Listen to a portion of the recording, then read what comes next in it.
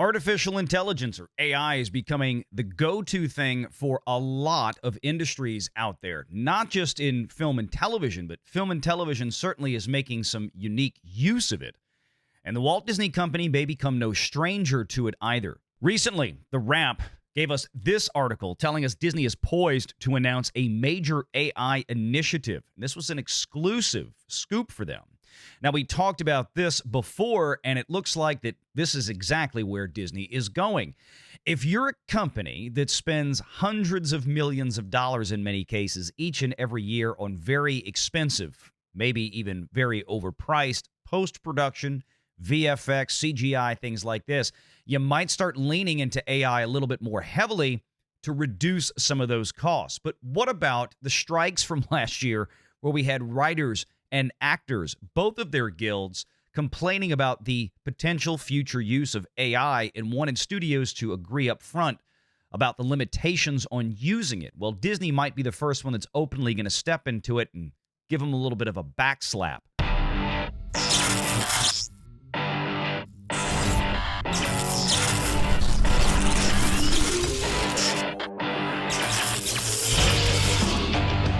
Renegade Online. Right. I mean, they were talking last year. They were having a fight with the Screenwriters Guild and SAG-AFTRA. One of the big sticking points for those two unions, of course, was they wanted to put some very, very strict limitations on the studios for using artificial intelligence. So if I can add context here to what you're saying, they were early enough in negotiations that they said, okay, well, we'll put this AI thing in here. It's going to be an easy one. It was an early stage thing. And they realized they got a reaction from the studios that shocked them enough to make them realize the studios are already betting really big on AI, which essentially caused this entire writer strike this time around. Yeah, and this article that is from The Wrap here in the last couple of 24, 48 hours, whatever it was, major AI initiative coming from Disney. Exactly the thing that SAG-AFTRA and the Writers Guild, the WGA, did not want to hear or see. Here we go. I mean, how else do you scale back on $200-300 million budgets, right?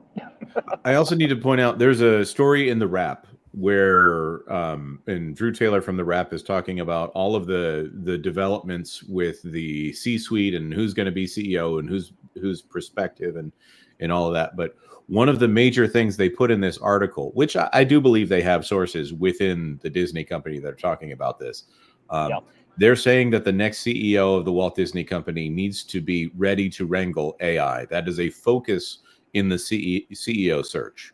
So this is also a company that I think we have all looked at their recent output and said AI could do better. So it's not like they have Stanley Kubrick working for Disney right now. It's not like they even have James Gunn working for Disney right now. They have controllable directors, and if a controllable director is all they're looking for, AI is about as controllable as it will get. And if they're spending $125 million at the offset, maybe $250 million at the start for a movie like Snow White, but then that balloons to $400 million as they do continuous reshoots and then have to start the CGI over from scratch on all of these shots.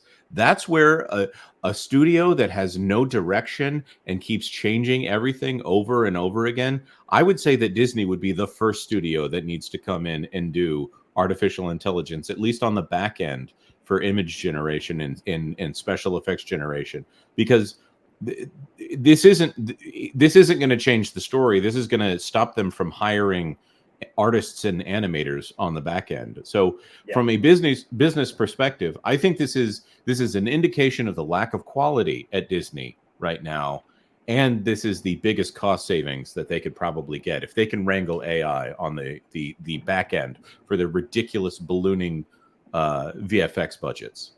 Well, since Nostradamus accidentally segued us here by looking into the future and knowing this was going to be on the topics, let me read just a portion of this article and then we'll get your thoughts, Valiant. This is out of The Wrap. It's called Disney Poised to Announce Major AI Initiative Exclusive. The studio will focus the tech efforts on post-production and VFX. Folks, you'll remember that we've been talking about this going back years, and many people said, why are you doing this? Why are you focusing on AI? It's way off in the distance. It never really was. It's by Adam Chitwood, Sharon Waxman. It says, the Walt Disney Company is poised to announce a major AI initiative that will transform. I just want people to understand the scope and the scale of what they're talking about. It will transform its creative output. Individuals with knowledge told the Wrap on Thursday. The initiative is said to involve hundreds of people at the company and will primarily focus on post-production and visual effects. One of the individuals said it would also involve parks and experiences, but not customer-facing. A Disney spokesman declined to comment for the story. So when we're talking about this, hundreds of people are involved. This is not a small thing. And when you look at what Victoria Alonso did to Disney and Marvel, you can understand why they might want their costs. They don't want another Ant-Man. Right. And if AI keeps them out of Ant-Man territory, yeah. Mount your thoughts on it. Well, no, the Victoria Alonso angle is exactly what came to mind. And again, a lot of that has to do with, and this is what AI is not going to solve from a post-production VFX perspective. Everything begins with a solid script first. Remember, people always ask questions about how does Denis Villeneuve do Dune and Dune Part 2 for quite literally one half the budget of the Marvels, about 165, 170 million. How does Denis Villeneuve do Dune 1 Part 2 for half the budget of Ant-Man and the Wasp: Quantumania? Less than half the budget for which Snow White will be, which will balloon to over $400 million for that rat turd by the time that's out. That all has to do with the fact that they didn't start with a solid script and a solid story.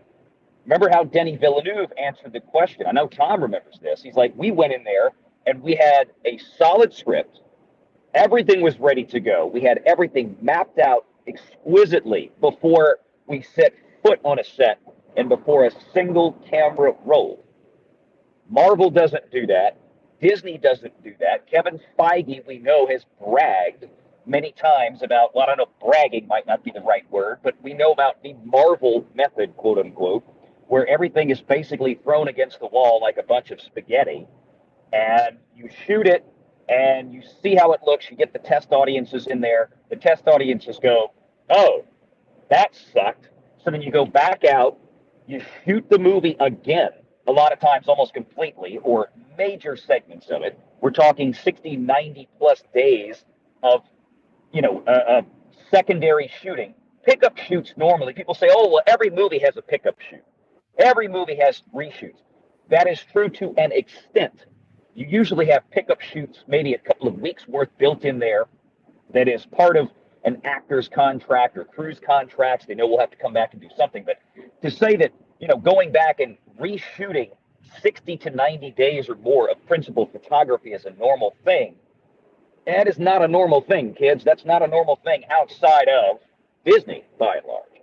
So that is where VFX, in terms of the AI production, that's not going to help keep the budgets down. It might bring it down some by using AI, but if you have to go back to VFX still 2, 3, 4 times to do the same movie over and over again because the writing was crap from the beginning, you're still going to have all this extra principal photography, all this extra rework of post-production. That's kind of the problem. So I don't know. I can't wait to see. I mean, they're fixing a back-end issue before they fix the front-end issue that causes all the problems. This is quite literally putting the cart before the horse. And that's why this doesn't make sense to me. I mean, to an extent it does, but unless they tell me, hey, we're going to hire a lot better writers. We're going to hire a lot better people up front to make sure that we get the job done right the first time, then financially, I don't know how big of an impact this is. Right, because this does not make them a better storytelling company. Exactly, Jonas. Yeah. This is the multiplane camera, which was a technical achievement that was amazing, but at the heart of it, behind that amazing thing that happened was Pinocchio or Snow White. You can hand that same technology to a person who doesn't, well, at this point, Disney is the person who doesn't know anything about filmmaking, and they won't make a great film. Right now, Disney has all the technology that they need in order to make great movies, and they're not doing it. So I don't see how, on the content side, how this is going to make it any better for them. On the cost side, and Valiant, you and I talk about this every single time. They don't make money on their movies. They don't intend to make any money on their movies. They're supposed to be ads for merchandise and for the theme parks. So this, to me, is headline chasing. That was the beauty of it. They used to make money on the movies. Then they would make money, and Tom and I know this very well. We talked about this, one of the first things we always talked about on YouTube. They used to have that windowed system, right? You go to video rentals, and then you could purchase physical media. Then it would wind up on a premium channel like Starz or Showtime or HBO. Then it would wind up down on network television. You have 4 or 5 tranches of actual commercial financial generation of monies, of revenues for these projects. They would spend, in many cases, hundreds of millions of dollars, even decades ago, if you did inflation adjustment for it. But it's not there anymore. Everything just gets dumped to Disney Plus. And at least we have a small PVOD window, small physical media window before it does now, which they hadn't done the last couple of years. But like you said, Jonas, the AI stuff, fixing the VFX production line, that's not going to solve the problem of you pooch Scrooge Snow White from Jump Street, right? It's like, it doesn't solve the problem that you decided to do Snow White and you didn't want to use dwarves as the actual 7 dwarves because Peter Dinklage got mad and he wanted and I think you're hitting on from all the other short people. And I think you're hitting on the biggest issue here, besides all the things that we get asked about and talk about what costs the most to make movies, right? Like what Disney has done. Disney as a studio alone, and they're the ones who are the only ones that I can think of that are guilty of this, to where they basically use their schedule as pre-production time, right? Like it's like, no, the movie should be planned and pre-planned enough to where when you go into production, by the time you're finished, right? Yep. Like I got to imagine most of the movies that have been able to keep their budget down, that's exactly what they're doing lately. Disney is the only one who can't seem to do that, right? They just keep reshooting and reshooting and reshooting and reshooting and reshooting and reshooting and reshooting. And it's like, they're still shooting the Rise of Palpatine as we speak. I'm sure of it.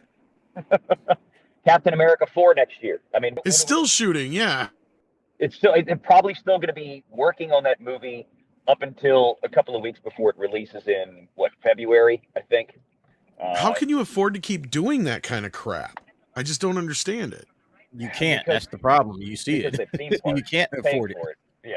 Exactly. Like, I mean, I know you guys already talked about Venom, but I mean, I know that movie's not going to do all that great coming out this weekend, but it's probably still going to make more money than any Disney movie has because it only cost $120 million to make.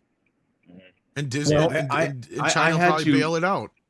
We just did a video on that Park Place, and Moana made $650 million at the box office, and I had to explain yet again why that is probably made $25 million for the Walt Disney Company altogether.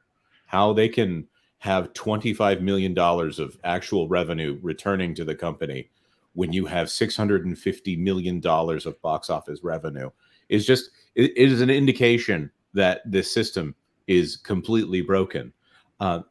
Again, going back to it, Hercules is a flop. They're going to do a live action reboot here. Guy Ritchie signed on for the live action remake of that one. Complete flop when that was in the box office. Disney is not in this to make something that actually makes money at the box office. Now they need to, because they need things to brag about. They need wins. They used to have divisions like Touchstone and Hollywood Pictures and Miramax doing all of that yeoman's work to actually make money at the box office. Yeah. But now they want to call it all Disney. That Disney release schedule, I'm not even going to list all the things that are on it right now, is full of things that should make money, but ultimately will not make money for the company. To something Jonas just said, it's a great example of the variance here. So you talk about Venom 3, and you talk about Moana or Captain Falcon or wherever next year. Here's the difference. Like Jonas said, at the box office, all right, you might have pocketed 25 to maybe 50 million based on the box office for Moana a couple of ways back. Sorry, hit the camera button. Here's the difference. What Disney does, apart from like Disney Plus, they pass around the internal paychecks, right? Forget streaming for a second. But then what also Disney does is they'll write a check from Parks and Experiences. Hey, we're going to license the character of Moana from the film studio that made it, Walt Disney Animation, to put her in the parks. We're going to pay, and I'm making up numbers here, kids, but they really do this. $25 million a year, $50 million a year to license Moana to put her in the parks because she is a licensable character for that IP. So then it shows, hey, the movie made a little bit more money, right? Versus a Sony with Venom, who is actually going to collect a check not from Sony, but going to collect a check from Netflix to put Venom over there. They'll probably get at least 50 to 75 million from Netflix for that film. And if Sony licenses that out, or, like when Disney is still licensing Marvel characters to Universal Studios in Orlando, Disney is actually getting a real third-party licensing check for that, as opposed to a Moana or an Elsa or anybody else like that. They're writing a check from Parks and Experiences themselves over to the film studio. So that's why when we look at their financial statements, which, hey, Disney earnings call here in just a couple of weeks, Thursday, November 14th, you'll see in there content sales and licensing and some of those fees, how they kind of pass back and forth from one division like parks to another division like film studios. It's all just internal shuffling the same dollars around. That's the difference. There's a famous statement from The Rock where he said that Black Adam made money. He talked to the guys at WB, and they told him Black Adam made money, even though we knew they were about $100 million in the hole on that movie at that point. And the only thing that could have made Black Adam profitable was a big fat check from HBO Max. That's it. From HBO and Max. Make sure you're subscribed to Valiant Renegade and join us every Sunday at 6 p.m. Eastern for the live show.